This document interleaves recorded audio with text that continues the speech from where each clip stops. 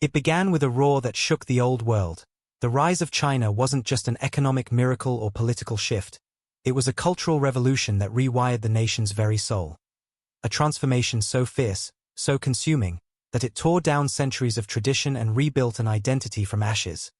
In the mid-20th century, China stood at a crossroads, a wounded giant recovering from war, colonial intrusion, and internal chaos, hungry for rebirth.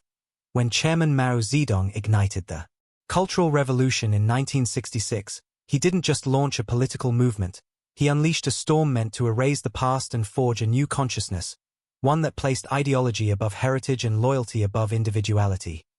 Across cities and farmlands, millions of young Red Guards surged into the streets, waving their little red books, chanting revolutionary slogans, and targeting anything or anyone tied to the old order. Temples were ransacked, scholars humiliated, and ancient texts burned. In bonfires that symbolized the death of tradition and the birth of something raw and uncertain. Schools shut down, families were torn apart, and an entire generation was raised in an atmosphere where devotion to the party outweighed reason itself. It was chaos, yet within that chaos, something powerful took root. An unshakable will to rebuild.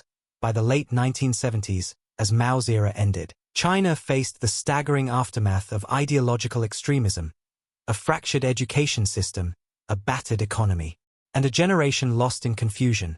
But from that wreckage came the seeds of resilience. Deng Xiaoping's pragmatic reforms in the 1980s flipped the script, steering China from revolutionary zeal to economic ambition, from purging intellectuals to empowering innovation. What followed was one of the most astonishing transformations in modern history. A nation that once rejected the West suddenly became its manufacturing engine. A land that silenced scholars began producing tech visionaries. And a people once bound by collectivism started exploring individuality within the framework of modern socialism. Skyscrapers rose where temples once fell, bullet trains replaced ox carts, and the echo of revolutionary chants turned into the hum of industrial progress. Yet beneath the glittering cities and global expansion, the memory of the Cultural Revolution lingers like a shadow, a reminder of how fragile freedom of thought can be when ideology takes command. For many, that decade remains a scar, but also a lesson in endurance, the proof that a nation can fall apart and still find a way to stand taller than ever.